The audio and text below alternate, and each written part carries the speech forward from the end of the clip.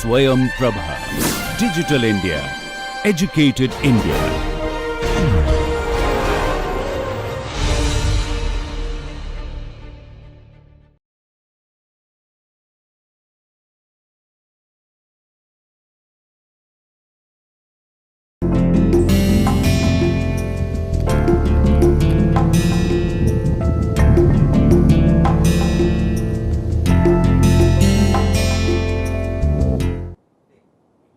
We talked about assumptions or the end of the assumptions in the last class, and talked about proximity, that well how in spatial and relational terms that the event becomes immaterial. The other aspect we need to talk about a little bit, which said that well the actions of others, assumed or actual, similarly placed, ought not to make a difference to one's actions. So, what it simply is saying that well how others react to a situation, how others react to a moral requirement will influence or determines how one agent's reaction to it. Now, this is crucial, or this is the basis of the next or the same claim that he makes, that well numbers lessen obligation. So, now for a famine in Bangladesh, there are numerous countries that can pitch in to make a difference.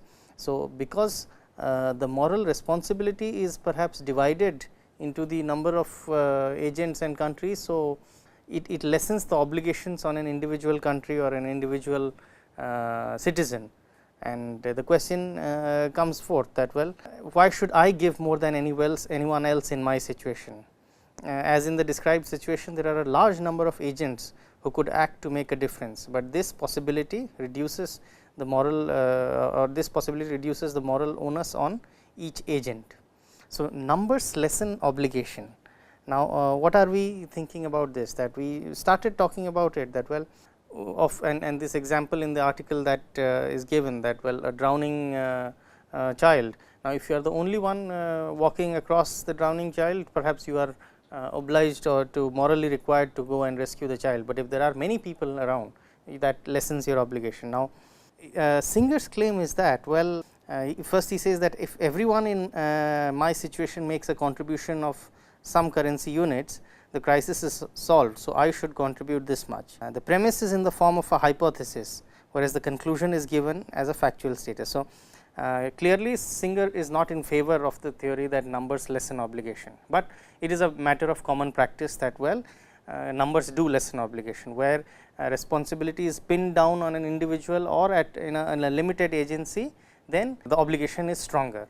But when it is put outward, so when we have a random call for volunteers all across an organization, the moral obligation for anyone to come up is much lesser, whereas if we have a pinpointed call for volunteers from a particular section of the organization, perhaps the reaction is much stronger. This is the common. So, Singer is in a way doing what philosophers in the conventional sense are supposed to do, revise the current standards. So, the current practices and standards are that well numbers do lessen obligation, and Singer is of the opinion that no, numbers do not lessen and need not lessen obligation. So, if and the fallacy that he points out is that well the premise is in the form of an hypothesis, whereas the conclusion gives a factual claim. So, the premise is that well if there are 20 people to help out this or there are 100 nations to help out Bangladesh, and each one contributes say a fixed amount of resources, it should be done, and therefore, as in one of those 100 nations we are obliged to pay only that much.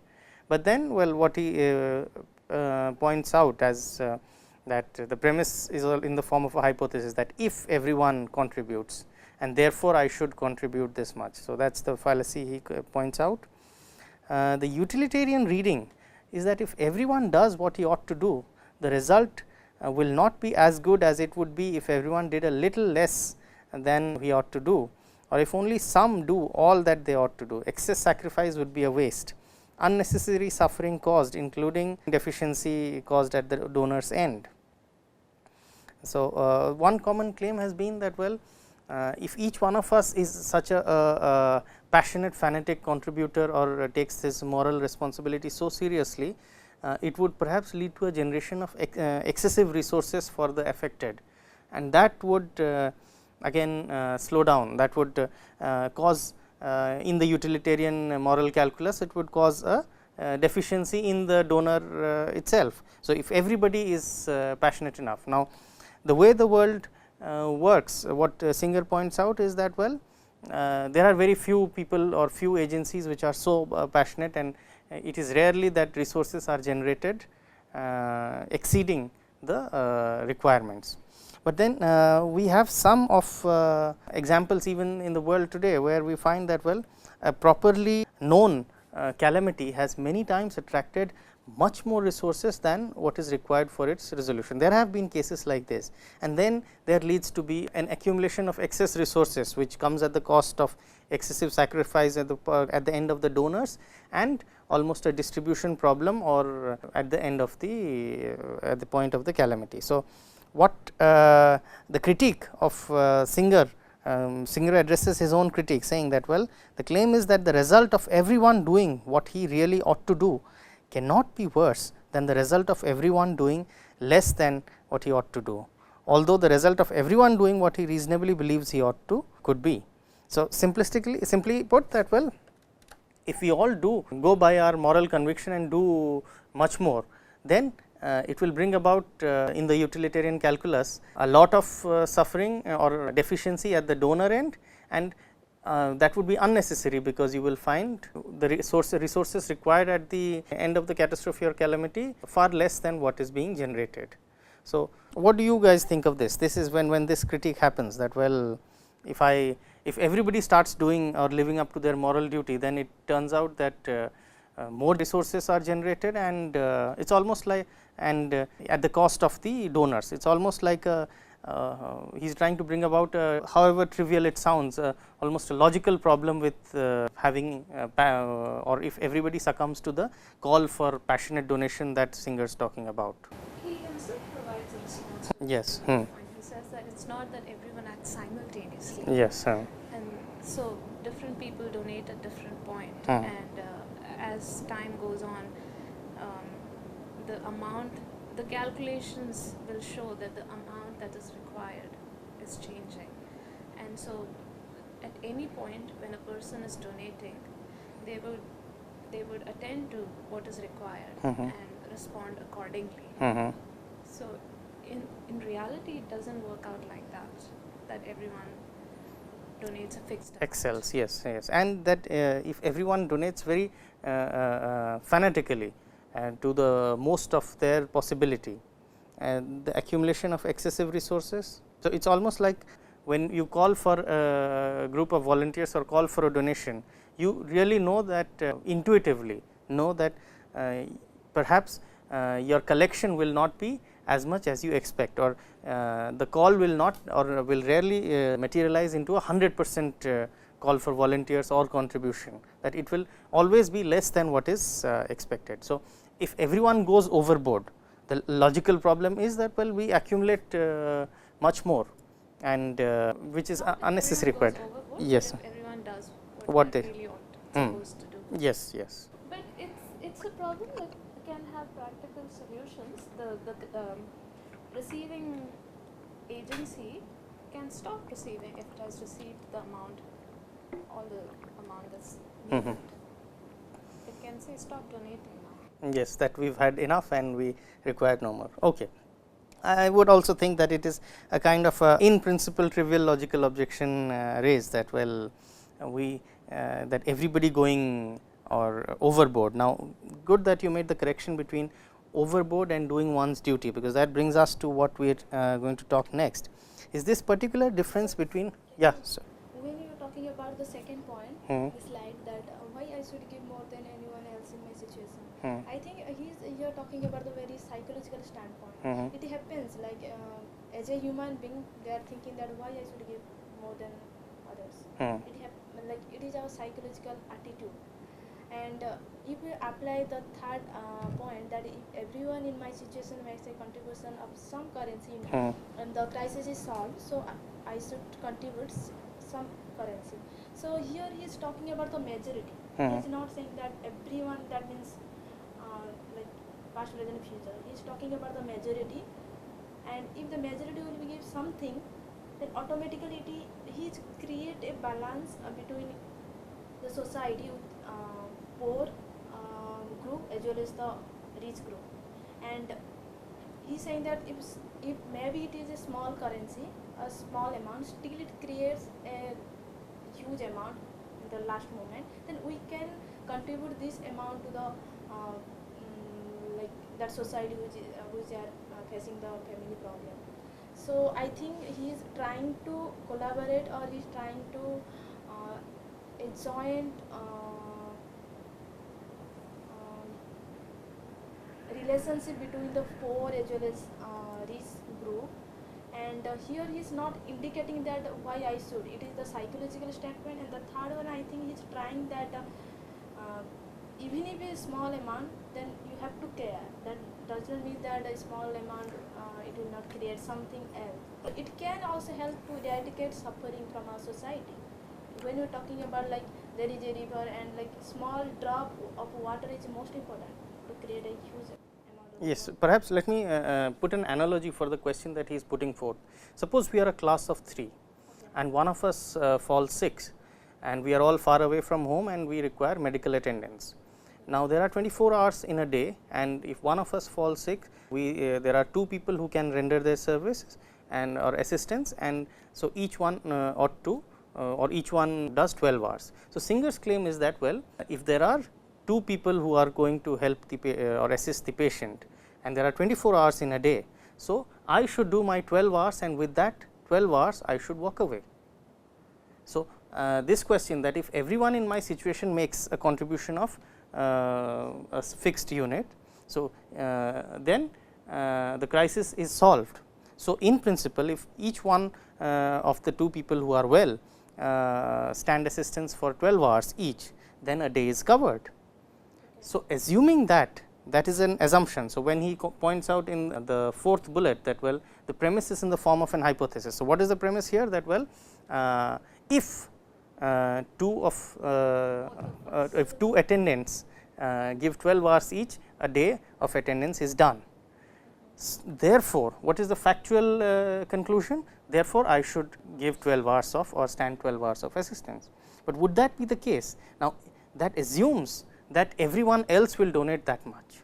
So, Singer's call is that, well, this is not a justifiable claim, because it starts as an hypothesis that, well, surely if the second person does not turn up, the first attendant perhaps would not walk away, trying to think that, well, if both do 24 hours, both do 12 hours each, 24 hours is covered, a day is covered. So, let me do my 12 hours, and then that is the obligation of the other. But Singer's claim is that, well, what if we why should we excel or exceed in what is an average expectation from us. So, the fallacy here is that, well, we are assuming that everybody will contribute, maybe the other person won't turn up. So, would you abandon the patient and go back home?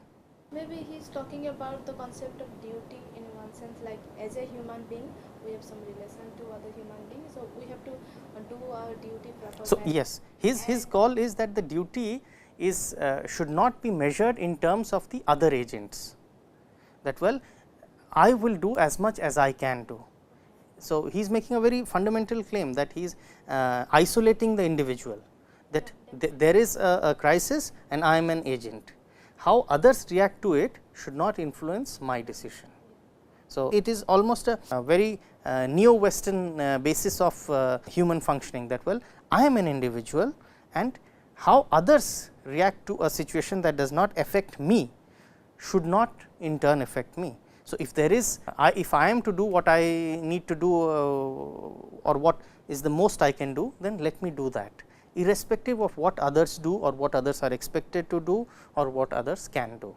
Then again it will be problematic for him also, because he is coming under the utilitarian regime. For utility, sometimes we have to sacrifice our own goodness, our own happiness, Comfort. That is exactly what he is saying. The why not sacrifice as much as possible, because when the question is that if everyone in my situation makes this much contribution, so everyone sacrifices a little bit of happiness to take care of the problem there. So, that is one way of working, that well, if there is a famine in Bangladesh. So, I should, if India has 100 crore citizens. So, each citizen gives 1 rupee, and therefore, Bangladesh gets 100 crores, which is assumed enough to satisfy the situation in Bangladesh. So, I should contribute 1 rupee. Yeah, So, maybe he is talking about the duty perspective that I have to give only 1 rupee. But when he is talking about like donation or the charity, I think it is like one's private like interest to give something or some more money to. well, he does not regard it as a private interest. In fact, if we when we talk about duty and charity, he is asking that you must give as much as you can give. Yeah, as much as possible. But why it will be fallacy if you will apply the index deductive method? That means if everyone is doing something, then it is like fixed for me, then I will be contributing. Because like both like procedure to know about the conclusion that I should contribute something. you see, because both the claims, the premise and the conclusion, do not belong to the same category of statements. So, whereas the premise is in hypothesis and the conclusion is a factual claim. So, when we suffer with if and then, so when the premises itself is an hypothesis, it is not the truth claim of the premise is not there, because an hypothesis is neither true or nor false. So, basing on that, how can one make a conclusion as true or false? So, where the premise, For an analogy, if the premise is if it rains, the floor will be wet. Now, if the antecedent is not satisfied, if it does not rain, can we say independently of it that the floor will be the ground will be wet? We cannot say that. The ground will be wet only if the antecedent condition is satisfied, if it rains. So, only if everyone involved in that situation makes that contribution, Yeah, it is like I will be it's trying to do that. And so a stronger rebuttal is that, well, the premises does not have a truth value. The premises has to have a truth value to connect to the conclusion. shall I ask one question? When he is talking about the utility, he is talking about what type of utility? Is there any like specific utility he is talking about? Because there are different types of utility. So, in which group of utility he is talking about in this article? Well, he is bringing about alleviation of suffering. So, the standard utilitarian is to bring about happiness of the majority, which is also understood as alleviation suffering for the maximum people. So, utility is what resources, say he talks about downright money, that what happiness money can get you as an extra, as a citizen of or as a comparatively prosperous and wealthier citizen. Why not spare that much of utility and pour it into the alleviation of suffering elsewhere? Yeah, I agree with you, but my question is that which theory he is applying here, because there are many branches or many sub theory of utilitarianism also there. So, which utility theory he is applying exactly? What kind of utility theories are you talking about? Like classical utility or Mills or Bentham or modern utility or marginal utility. Which utility exactly he is talking about? Okay, what you would perhaps like to look at it this way, that he is expressing his views which can be classified into a theory. It is perhaps not that there is an abstract theory and he is trying to fit in the raw input data or the empirical data that he is receiving and putting it onto the situation and trying to get a solution. Right. So, it is not that he wants to be a utilitarian philosopher of this particular model and thereof he is finding this kind of a solution. It is rather the other way around, that he is trying to find this solution. It is the eternal relation between theory and practice. So, when I say that I am a Kantian, what do I mean? That for every problem that Kantian rules, or is it that the way I think is similar to the way Kant has put forth his theories? Different. Two statements are totally different, because when you are talking about the first one, it is basically depends upon the Kant's exact what is he mentioned, and when you are saying that I am following, that means there is something Kantian principles with your principles. So, there is a difference, and I think maybe he is talking about the quantitative utilitarianism, because he giving emphasis on quality rather than, I think. How is he emphasizing quality? He is Quantity, also. I am talking about quantity. How is he emphasizing quantity? Quantity of the like people, the majority of the people. that major like huge amount of money is needed for eradicate the suffering. I think his basically emphasis on quantity rather than quality. But again, what the problem between quantitative and qualitative utilitarians was faced was perhaps resolved in favor of that human happiness cannot have numbers attached to it. No, when Right. Mill is talking about that there is a difference also. Again, he creates a difference between qualitative and quantitative. For him, both is necessary. And for qualitative, like reading a book is qualitative, and like Alleviation of suffering.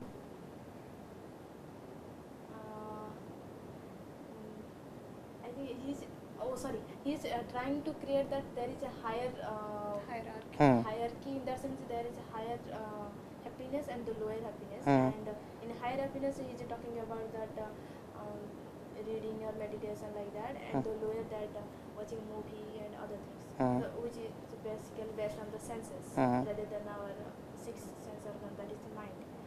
So I think he's basically emphasis on the lower category of the Singers? yes, because basically he is not talking about here the higher quality of happiness. Right. Okay.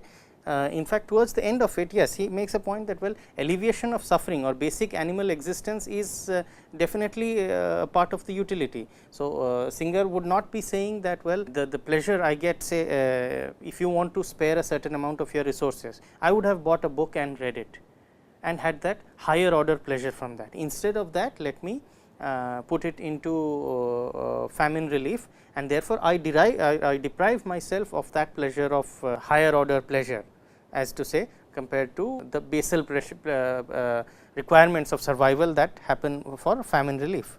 But here I think the distinction made is very clear, that when he talks about, when we will talk about what he requires calls as marginal utility, and he particularly targets the consumeristic environment prevailing in his times and continuing till now, in fact spreading quite a bit, that well, if one agrees to spend more on say clothes or luxury that are not necessary, instead of spending that resources on famine relief, then one is doing something which is wrong, and that is a very clear calculus that he is mentioning, because it is the use of a utilitarian calculus is when it is in the same domain of say comfort of between two individuals, say your book versus my book. So, why should you spare your resources for me to buy a book, or the other way around. But here it is a very clear indication that whereas your the luxury in a consumeristic society of a developed country versus basic survival in an underdeveloped world. So, he does not even enter that well, is there a debate in weighing these two. He finds that as clearly resolved. Yes. Don't these two different matters fall into two different lists of utilitarian consideration? On the one hand, we have a list of things that bring about, that positively create happiness, and on the other hand, we have a list of things that remove suffering. So, buying a book or buying anything, any consumerist object for oneself falls under the first list, whereas acting to reduce suffering due to famine falls under the other list. How do you compare items? Yes, there is no requirement for a compare, because the division is clear. If it were in the same domain, say your comfort versus my luxury, or one agent's comfort versus another agent's comfort, is there where we require to perhaps have a quantitative which is quite outmoded, but except in the market based economic way of understanding the world order, where we would try to, because it becomes, when we associate numbers with satisfaction, it becomes very easy to compare the satisfaction index achieved. So, but in this case I think we do not even have to enter that venture, because they are at two diametrically opposite poles. One is basic survival and the other is an optimal lifestyle or an enhanced lifestyle. We can apply also the cost benefit analysis in this case, like how much benefits and how much loss. But well, he has nowhere implied a numerical equivalent of that how much would you rate say suffering as -7 and consumeristic lifestyle as +3. Dollars like that. I think he is indicating the numbers, like first page in his article that he is giving some numerical numbers like dollar, how much dollar I will give that. Yes, but that will bring about the alleviation of suffering. Okay. Is he like giving the emphasis on minority, because generally when you're talking about the utilitarianism and we are generally like again like we are not ignore the minority. So here I think it is the opposite. No, in fact, utilitarianism has always been critiqued as ignoring the minority. Here I think he is giving emphasis on minority. That means minority here means that family. Well, no, not as much, not minority. It is perhaps more on who is the well resourced from the ill resourced. So, the people who are comfortably affluent and people who are at the brink of survival. Yes, you had something to add? I don't think alleviation of suffering is a lower order thing. So, in the second list, where we consider things that have to do with removal of suffering, the more primal and fundamental the suffering is, the higher up it would be on that list. So, corresponding to higher order pleasures in this first list, you would have higher order alleviation. Well, lower and higher order would not that way be as much as in hierarchy as in necessity. So, when that we need food, shelter and these things as essentials. So, when they say lower order is basic minimum. But it would hold. It would hold definitely much more value over what he calls higher order, because after your lower order requirements are fulfilled, then the question of higher order happiness comes around. So, after you are well fed, healthy and have a comfortable place to stay, then comes your search for a higher order of happiness. Yeah, he's talking about the net balance between two things. Yes, net balance between. Okay, for him this would not be an issue at all. Perhaps my understanding of Singer is that he makes it very clear that it is only that. In fact, he stops his argument by saying that anybody who disagrees with me need not read further. That is a very unambiguous claim, that if you try to quantify suffering due to famine and death and disease versus a lifestyle, an enhanced lifestyle, then I am not talking to you. So, he takes that as almost axiomatic. But let us come back here. Now, he talks about this notion of duty and charity. This is what one I would see a deeper, almost a meta-ethical claim that Singer does, that we will talk about later also. He is trying to revise the current moral standards. So, what does he do? He first questions it, that we have a traditional moral categorization.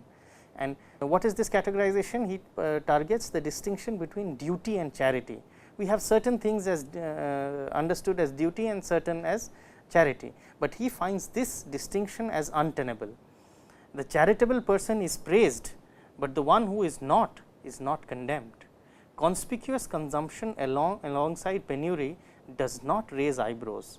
In fact, here I would like you to reflect on the Indian experience with inequality, that when we make huge donations, or when any person makes a donation, he is appreciated or he is praised, but when somebody does not, who is capable of making a donation, does not make a donation, that does not raise eyebrows. So, that is what is perturbing Singer, that and particularly if you look at it in the Indian experience post liberalization, we have had a phenomenal level of affluence coming into the country, which exists alongside with perhaps poverty levels of sub-Saharan Africa with affluent levels of the Forbes 500 in the world. So, this if Singer looks at this situation in the Indian milieu today, he would be angry at people that something is wrong with your moral standards, because in a land of poverty you cannot in such a penury alongside with such affluence says that there is something wrong with our moral categorization, that well conspicuous consumption alongside with penury does not raise eyebrows. So, it does not. So, it is still considered that well, if a very wealthy man makes 10% of his assets into charity as a very renowned or a great thing to happen, but whereas what Singer would say is that because he does not make 50% or 70%, how much he can spare comfortably, that should raise eyebrows. So, it should actually be condemned that he is making such a small contribution. So, do you think that he is indicating only the Indian experience with the inequality? equality? No, that is my reading of it. That is nowhere what. Why do you think that? What do you think that why it is necessary? It brings about because what Singer at that time. Now remember, this is 1971, and the world is not so well connected as it is today.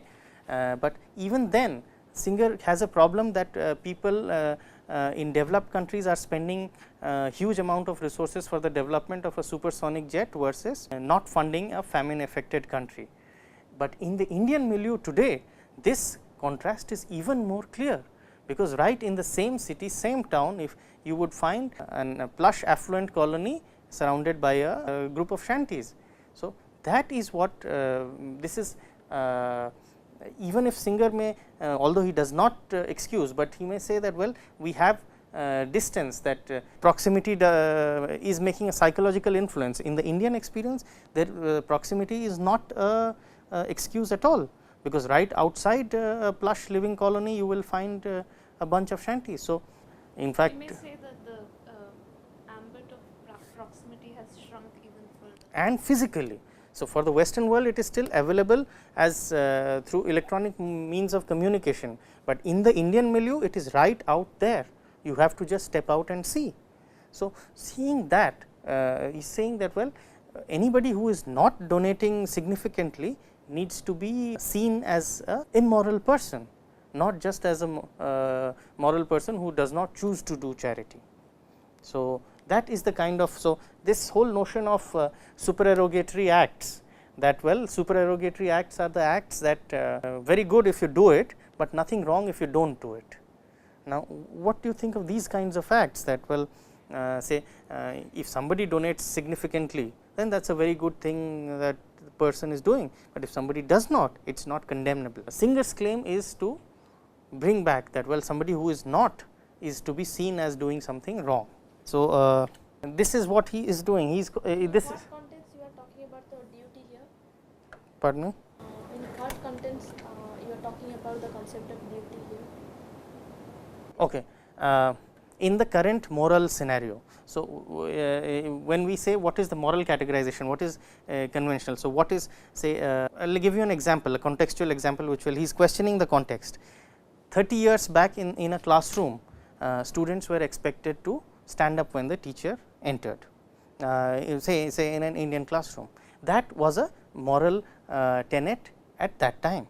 The moral tenet today is that it is not required that. That means you are talking about the India or all over? When I talked about the Indian classroom, right. So, every society has its moral dictates, which is at a time. Now, think of some moral dictates which were earlier there or not here, and have been, or prayers also, or think of various courtesies and acts. So, addressing the teachers as sirs and madams, right, or even say asking, yes, asking for a glass of water to a stranger in an unknown household or unknown place. So, now you would be expected that well, you better go to the nearest shop and buy your water.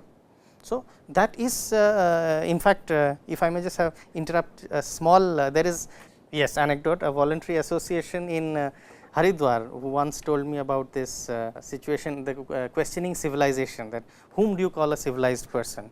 Now, when you find imagine you as a city dweller who has gone up to the mountains, lost in the mountain, and then you reach one place in a village and you ask them for a little food to eat, you have lost your way. What will in probability what they would do? They would do is not only feed you, perhaps provide you a bed to sleep, and the next day they will try to put you on a bus back home. Now, imagine this same person has come to your city and he has got lost and he has rung your bell. If your security guard does not turn him away, you would, telling that well, it is how dare you bother me about this thing. So, this is questioning the this is yes, this is questioning that whom would you call a civilized person. Now, the one who was up there in the hills helping you, or one who is right here. Now, so coming back, that is what in moral standards change over time, and Singer's powerful claim is that what is being regarded today is as charity is really ought to be duty. So, if there is somebody who is fallen down on the road, and if somebody goes to an onlooker or a passerby goes to help that person, then it is seen that the person is benevolent, is charitable. But Singer's claim is that well, that person is doing just what his duty is. In fact, the person who is not the passerby, who is not assisting the one who is fallen on the road, is actually doing something condemnable. So, is violating a duty. So, this notion of supererogatory acts that have come up, that acts which if you do is good, but if you do not do is not is okay. Let us think of some examples of it. Now, if we are because we are in a moral climate, only the climate keeps on changing. So, now perceive as something which are regarded as supererogatory, apart from of course, significant charities or financial donation. It's like someone is asking that give me some money regarding a cancer patient, like a child is cancer. So in that case, maybe like when they are coming to the hostel, someone is giving 100 rupees and someone is saying that it's like you are maybe telling liar, but you have no interest to give you any donation. Right. Okay. There you could bring in the question of the reliability of the information. I would think of another example, say blood donation. India has a very high number of young people eligible to donate blood, and yet India has a shortage of blood supply. So, this is a clear cut case where somebody donates a blood, he is made to feel special, and he is made to, he is given maybe a certificate from Red Cross or whatever, whoever has organized the blood donation. What Singer's claim is, those persons need not be given certificates, they have done what their duty is. Those who are fit enough to donate blood and are not donating blood, they should be looked down upon on the moral scale. So, donating blood is not a charity, it is a duty. So, especially when there is requirement. So, likewise, it is not a supererogatory act to donate blood. If you would like to bring up any other example that strikes you as which is being providing medical help to some injured animal on the street. Yes. Something that most of us overlook. Yes. A blind person also, we can say. Yes. Someone is going to street and we have to help a blind person. If they need help. If they need help, if they choose, if they wish to seek assistance for say going past the road or anywhere. Okay. Well, what Singer is doing in true philosophy spirit is holding a mirror to the world out there, that well, look at this, these are your current standards and you would like to revise them. So, like art and literature and philosophy is a part of humanities, they are trying to reflect or hold a mirror to the world, to the society out there, and show them their own standards and perhaps influence a change what will happen. Now, Singer clearly has a direction, he wants debunking these notion of supererogatory acts, but again he tries to analyze that why did this notion of supererogatory acts come up. So, when he is claiming that well, a call to redraw the distinction between duty and charity, the current demarcation is not correct and needs to be revised. Well, he is trying to first understand why this happens, which is perhaps in the next slide, but now he talks about the implications of redrawing this distinction. So, yes, this is in a way also the justification why this distinction has been made. So, this distinction keeps the domain of duty limited, but rigid. Expanding it would supposedly make all the tenets weaker. The entrance or the entrance in the moral tenets from charity into duty would weaken the existing tenets in the duty domain. So, what is he saying? He is basically saying that well, if you increase, now we have a certain domain of duty. So, we have a domain of a duty that when we in the current moral climate, when we have disagreement with someone, we do not use physical force, we try to go to a third party resolution. Now, if we enhance this domain of duty into getting say donating as much as you can, that every person has to donate a bottle of blood every 3 months, then this domain of charity becomes so large that people would stop even doing the fundamental duty of conforming to the expectation of the notion of duty that one should not use physical force when in disagreement with the other. So, that is one reason that he says that well, enhancing the notion of duty will weaken what is already there. What is already is there, that we suppose we do not want to use physical force. What is not there is we should donate as much as we can. So, we move this second tenet that we must donate as much as we can into the notion of duty, that weakens what is already there in the notion of duty, because that duty is almost like a mental binding that this ought to be done. So, whether or not this moral thinking is a moral binary, that it is either and or. So, it is like that well, follow one rule in the book, I as well as not follow any rule in the book. So, the second thing, almost like an extrapolation that Singer tries to find out, that well, moral tenets are shaped by the local societal needs from the localized context. Extraneous participation does not enhance localized needs and may instead be a drain on local stability. Okay. Simply put, distinction between we are talking about charity and duty. Why is this distinction there? He perhaps thinks of two explanations for it. The second one is saying that well, all our moral sense of duty has evolved. There is a very dominant theory that our moral domain has evolved out of our local societal needs. So, if in a society, for example, water is a scarce resource. So, water is deified, so that its wastage is seen almost as not just a wastage of resources, but is seen as immoral. So, using that kind of analogy, Singer tries to put in that well, moral tenets are built by local societies, and local societies do not require you to design these tenets for their own survival. They do not expect that it would help the society neighboring yours. So, therefore, it has been acts which render assistance to neighboring societies have been rendered as charity rather than duty, whereas acts which are essential for the survival of one's own society are in the relegated to the domain of duty.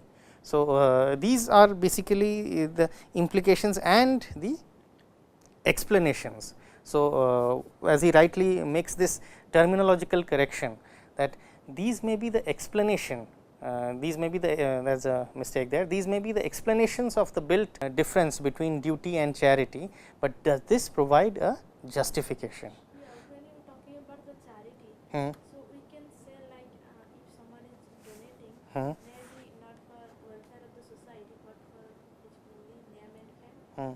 Is there any possibility to say that?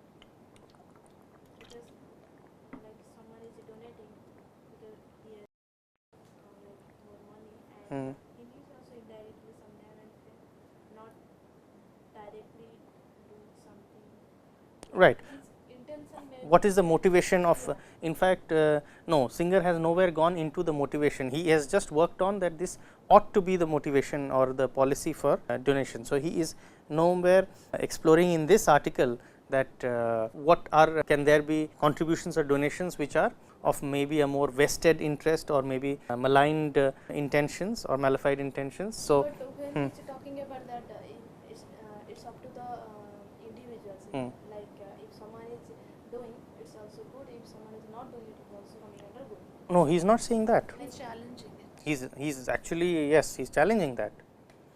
That he is saying that well, if we all ought to do as much as we can. So, it is like a good philosopher, he is engaging, he is inventing his own critique and answering these doubts. So, when he says that well, some people try to make a claim that well, why not donate my average of the donation. So, his reply to this, so he is floating his own critique and then attacking his critique. So, it almost follows the Platonic dialectic tradition, that where it happened in the form of a play, here it happens in prose, that well, what was the opponent say, that the opponent would say that well, duty and charity are different things, but he is saying that well, this needs to be revised, it is just explanation how this division occurred. So, but this does not give a justification. So, he answers this, that this duty and charity distinction has to be reconfigured, and this reconfiguration is because, and you can see perhaps smell out the strong Kantian perspective here, when he talks about that the moral point of view requires us to look beyond our society. Now, this is my word I have used for Singer, is transperspectival. He nowhere uses it, but that is the gist of his moral ethos, that well, you have to transcend your own perspective, and that is foundationally shared with Kantian ethics, with deontological ethics, or any impersonal ethics which regards you just as an individual amongst others in a collective. So, when you are using the concept of perspectival, are you talking about like something metaphysical rather than the phenomenological? no, it is definitely not metaphysical in any sense used over here. It just means to look beyond our society, like not beyond our society into an other world, but it is an epistemological claim that to look at different societies. So, not from the outlook that you have been used to. So, when you are using the different society, means that you are talking about like other possible world. No, here it is comparing between just the various societies in this very world. So, in fact, Singer here has very clearly steered away from any esoteric or metaphysical claims, especially when he starts. So, when he says, when I paraphrase him as transperspectival, it is his impersonal claim that we are just a part of one society and there are many societies here. So, when Singer answers this distinction between duty and charity, the explanation that is traditionally come up, the first point he puts forth is that the moral point of view requires us to look beyond our society, transperspectival. So, the very what is having one's perspective? So, having one's perspective is having one's take, say you see as a student or as a person, you have a perspective that well say about any ritual, say that one should not eat non-vegetarian food.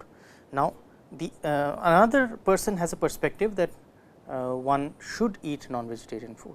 So, there is a difference in opinion. Why? You are trying to understand from the other person's perspective. Why does the other person think the way one thinks? Apart from the fact, when there is dissent or disagreement is common to human existence, that wherever we are more than one person, we disagree, especially when we are multiculturally embedded. So, why is that difference? This transperspectival or transcending one's perspective. So, I have my opinion on so many things, but when somebody has a different opinion, why does that somebody have a different opinion? That is when I am trying to transcend my perspective and trying to understand from the other person's perspective that well, why does that other person have different views than what I have. Do you think that we can apply here the trans perspective in this case? I think we can apply also the relative perspective in this case, because when we are talking about the trans perspective, it will look different meaning, like it is coming something metaphysical as well as we are talking very higher level of no, in fact, I think you can even argue that philosophers have argued that can we really transcend our perspective?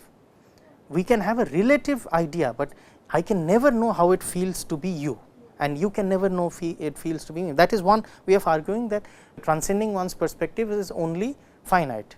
But yes, you are going to add something. But when you are indicating this concept, I think you are just talking about one particular group who has like higher intuitive knowledge. I think so. So I think it is like partial point of looking to a society. Please elaborate. Why do you think? Yeah, when you are talking about this concept, I think you are just focusing only one society or one group who is like based on intuitive knowledge or higher level of knowledge, maybe example of saint or wise person or expert. But in that moment, you are trying to create also a differences between one group, between other subgroups and other big groups. So you are also making a difference between groups. Among the groups, you are trying to make a difference. But when you are talking about the relative, automatically we are connecting with other groups also. So there is no difference, because when you are talking about the perspective, definitely relative is also comes. It's like it follows also, because within a society we need also some coherence relation.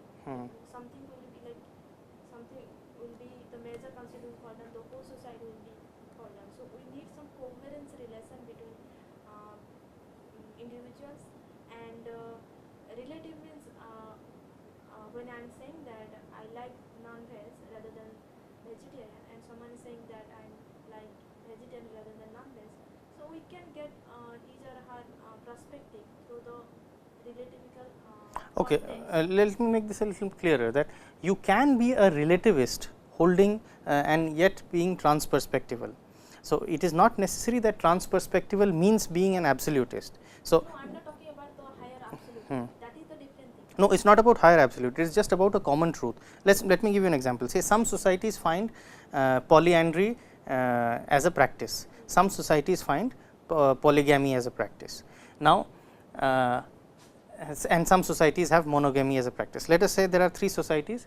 Now, to the relativist, there is no absolute claim that relativist cannot utter that well polyandry is wrong or polygamy is wrong or monogamy is right. The relativist cannot make any absolute claim saying that well your society your world. When I say transperspectival, it is not a it is a methodology, it is not a classification. So, transperspectival is say I belong to a monogamous society, I try to look into the history and the makeup of a polygamous society and try to see why did the society approve polygamy. Was there a shortage of one gender and therefore, to continue the species that the race they sorted to polygamy, or looking for justification that well why did my society find monogamy right. So, I am nowhere still making a judgment that well that polygamy is wrong or monogamy is right. So, I can still be a relativist that each one has its own tenets, but why did the tenets evolve. So, I have due to my lineage, my upbringing, my mode of interpretation is one. I am trying to shift into another mode of interpretation of another culture to find out why did they have that practice. So, it is not perhaps a hierarchical classification that well I can see why that a practice in the other society is wrong. So, it is nowhere that the targeted Western audience for which this article is written is anywhere superior to the famine suffering Bangladeshis. It is just a claim that one ought to be transperspectival. As the targeted audience of this article are affluent Western citizens who are living in a society of comfort bordering on luxury. So, from their perspective it has to be he is asking them, calling them to transcend their perspective about life into what others perspective on life could be. It is a simple thing, why do you this urge to help a suffering being, because the transperspectival answer is that because you see and perhaps you superimpose that kind of suffering onto yourself. It will perhaps become clearer once we run through the details of it. So, what Singer's claim is that well why should we be moral? We should be moral because we are individuals as much as anybody else is. So, there that fundamental basic line or the lowest common factor which is shared with Rawls and Kant and all impersonal ethics, that I am contrasted with a very personal ethics, that I feel I am special. So, I should use my resources to make my life more exciting. That is contrasted a very personal ethics, that well I am the center of my world. Impersonal ethics strips you of this specialness of being yourself. So, and you therefore transcend perspectives and see that not because it could happen to you. So, he is not appealing to the Western audience that tomorrow a famine could be struck in this affluent part of the world and therefore, the Bangladeshis would help us. He is not even arguing for a quid pro quo measure that way. He is just saying that well you have to transcend your perspective and see that well suffering is happening, you can alleviate that suffering with a minimal effect on your lifestyle.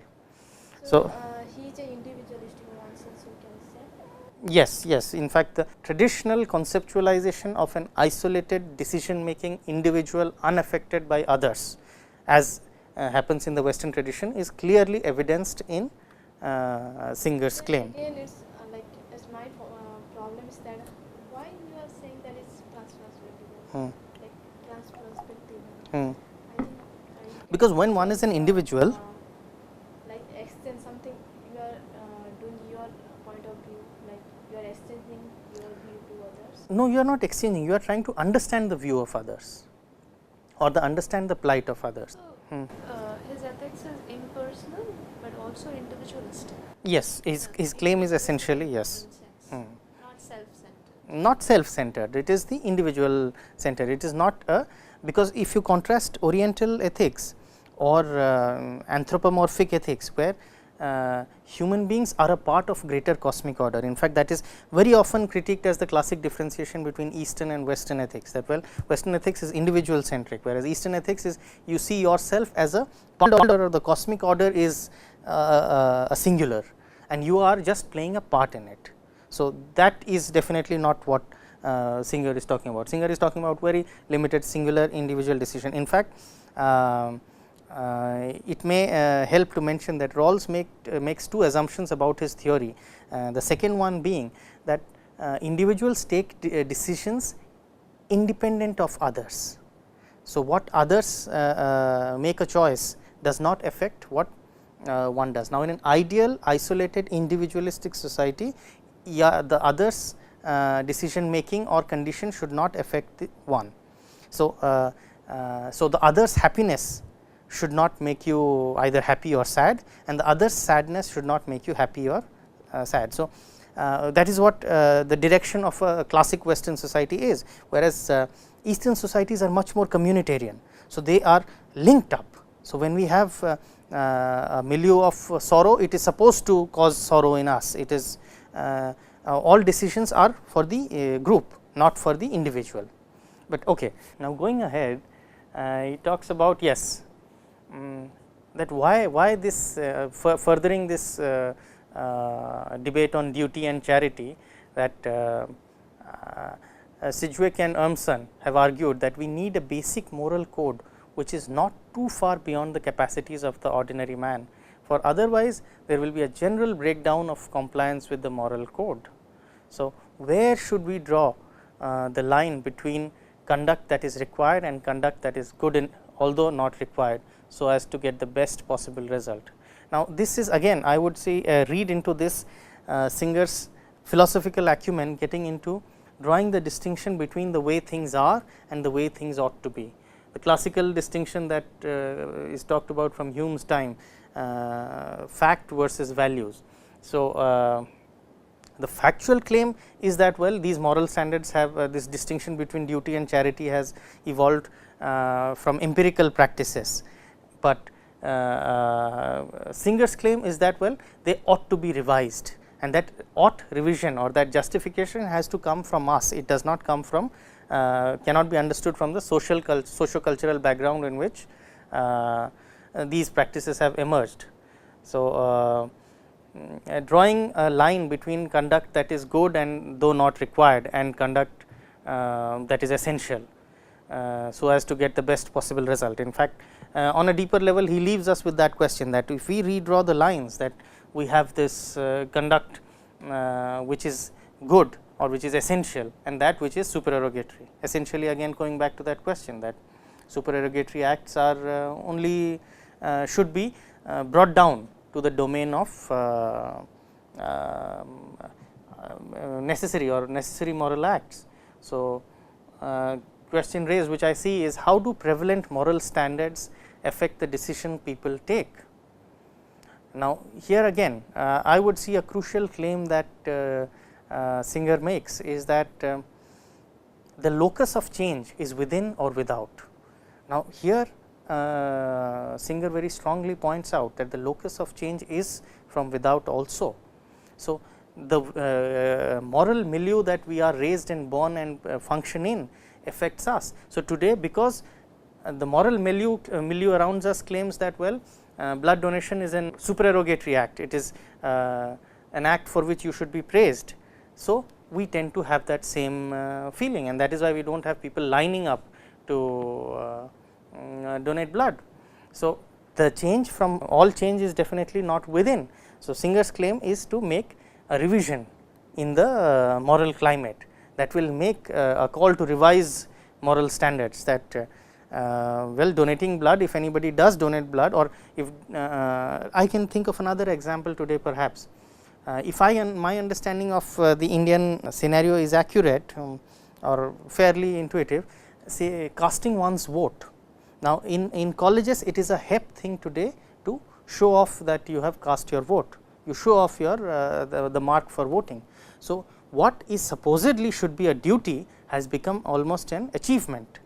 So, it is taken as default that people do not vote, and somebody who takes the pain to go and vote needs to get that recognition for doing something, that voting has become a supererogatory act. So, yes, he is Singer does bring into light that well, how what should be in the domain of duty has become in the domain of charity. So, at the whole on a large scale, Singer is making a call to revise moral standards, that apart from the fact that making a phenomenal at the empirical level, making a phenomenal donation to the famine struck people of Bangladesh, he is also making a call to revise moral standards. So, he talks that he counters this argument that critics make, that well, a massive increase in moral expectations unsettles and weakens the existent norms. So, if you are if you enhance the rule book, then people who are following that small number of rules in the rule book will stop following all the rules if you enhance the rule book. So, pragmatism or wisdom has always of the people governing state of affairs has always held that well, keep the rules thin and small, so that we can expect people to follow them. But if you enhance the rule book, it raises the expectations too high and whatever little rules that were being followed will also no more be followed. So, he also talks about this standard critique of utilitarian paradigm, that there are too much of expectations, but it is only so in the times of need, not always, because the standard criticism of utilitarianism says that well, you are constantly sacrificing the individual for the collective. So, for the greatest happiness or the greatest alleviation of suffering, you are constantly making your life miserable. Well, making one's life miserable is only when there are catastrophes or calamities across the world community or whichever community you hold as the frame of reference. So, he also talks about a few details that were that are more interesting if you are would like to explore the applied ethical part of it. Well, he appeals to religious justification, because most of the religion have he gives the example of Christianity, but perhaps most of the religions have always held accumulated property as theft, and particularly in Semitic religions, that all property is theft, that it is when there is suffering elsewhere, it is immoral to live a life of comfort or luxury. So, in various forms it has been decodified, it has been codified in various religions. So, Singer chooses the most accessible of the Christian philosophers, Thomas Aquinas, and talks about marginal utility, which is a very dominant notion in economic thinking, especially market based economic thinking, that well, how much you can sacrifice to get what for say charitable causes, or what according to Singer now is erstwhile known as charitable causes, what currently or rightly should be known as your duties, that what how much you must sacrifice from your comfort for your duties, it is something for us individuals to work out. Then he talks about preventing catastrophes, that how do we that definitely the whole world should not go on just famine relief or from one calamity to another, but actively donating or contributing in preventing such calamities happening, because if you take a novice view of the world around, it will seem strange as a new entrant to the world. You will find that we have the technology to make medical care accessible, but we rather prefer to spend it on military spending. We have technology we have the power to have a very high basic standard of living, but we would still rather prefer a booming economy and a dwindling economy.